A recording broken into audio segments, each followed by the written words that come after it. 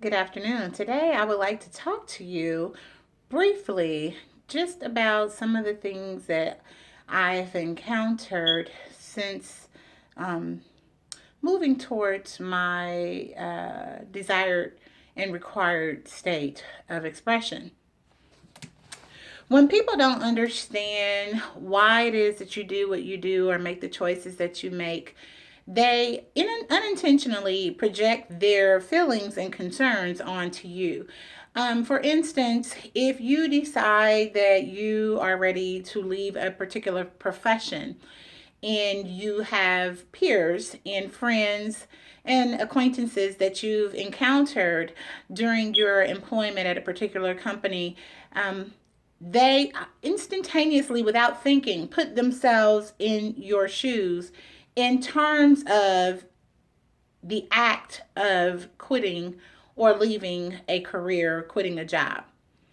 Rather than take into consideration who you are as a person, who you've proven or shown yourself to be, they immediately begin to think of how they would respond in your situation, even though they have no idea who you are truly at your core, nor totally why you make the decisions that you do.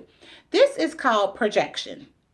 This is called projection because even though a person may not say this is what I would do if I was you, when they provide their opinion and or advice or guidance on that which you are choosing to do, that's essentially what they are saying. Is this is what I would do if I were you.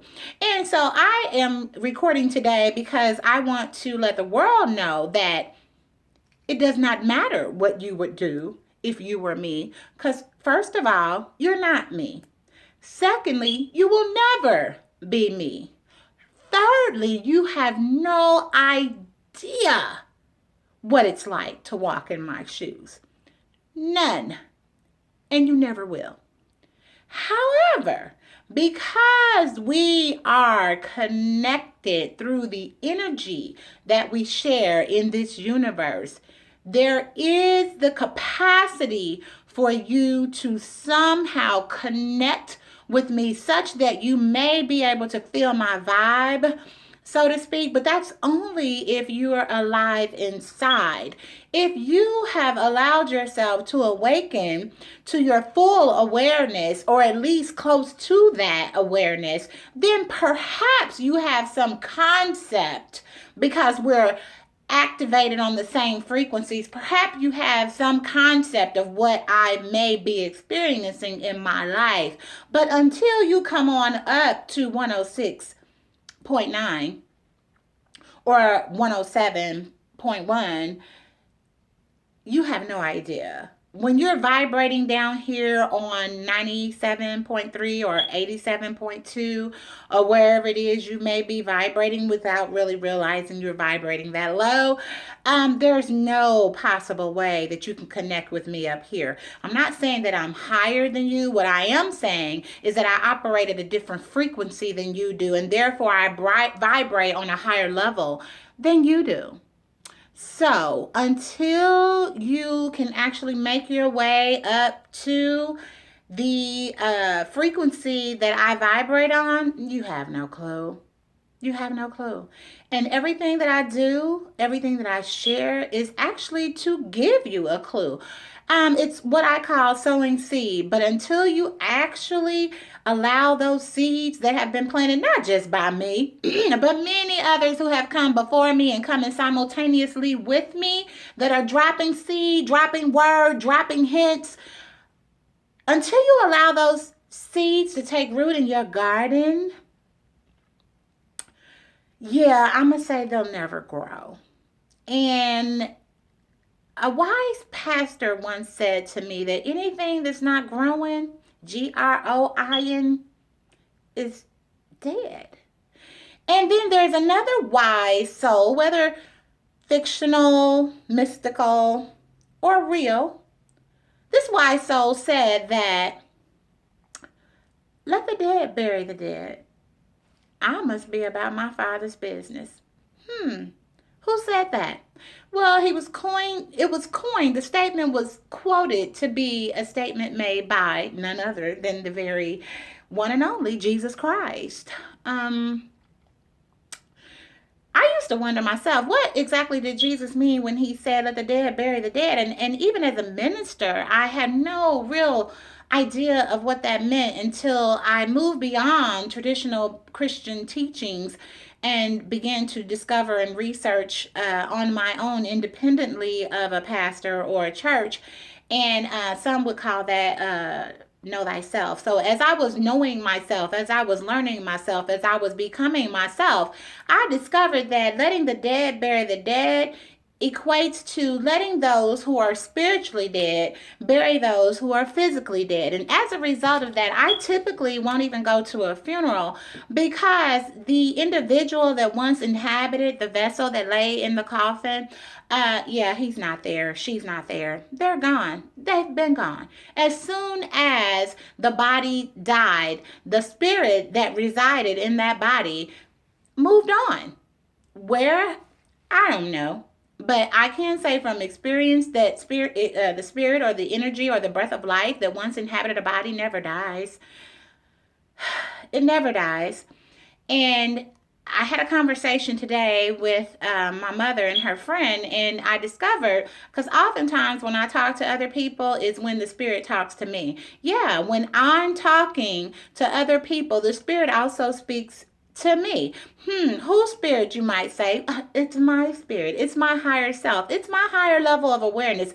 It's that which dwells up in the upper most quadrant, upper quadrant of my brain. It is that which is present in the upper room. It is that third eye knowledge. It is that crown chakra that adorns this vessel. It is the all, and the all is this. It is all of that. It is all of that. I used to say when I was a traditional minister, it's all of that in a bag of chips. But baby, now I really know exactly what that means and what all that entails. And the reality is that when you come into the full knowledge of self, and no, I'm not saying that I know everything, because we all know about that concept, right? Because this circle that I make represents the body of knowledge that I have, what I do know. But everything outside of that circle is all those things that I still don't know and may not ever come to know. However, there is a leak in this old building, and this soul has got to move. So even that which I do not know, at some point in time in my spirit's realm of awareness, it will know as well. For I also am under the belief system, my CeleXy's belief system. I'm also under that frame of mind that I came into this world knowing everything. However, as I progressed through this socialized world that we live in, I forgot everything. Such that I walk around looking for myself. I've walked around looking for myself for several years, and then finally I discovered myself lying on the floor prostrate after the loss of what I thought was my life. And as I laid there in prostrate, something said to me, now I know what said to me. It was my higher self, my spiritual awareness, my crown chakra, my third eye, my ego, without. So what it is that I do now, I'm operating in all my gifts. And yes, my enemies are becoming my footstools. And yes, they don't understand. And yes, the world is questioning what I'm doing. And yes, even my family, friends, and loved ones question what I do. But I do what I do because I live. Yeah, I live. I live, and I'm beautiful, and I'm bold, and I'm courageous, and I'm strong, and I know what I know that I know, that this body, whether skinny or fat, tall or short, black or white, matters not. It is what is on the inside of this body that lives. You feel me? So I write the way that I choose to write. And I sing the way that I choose to sing. And I live this life the way that I choose to live. And I really don't care what anyone else thinks.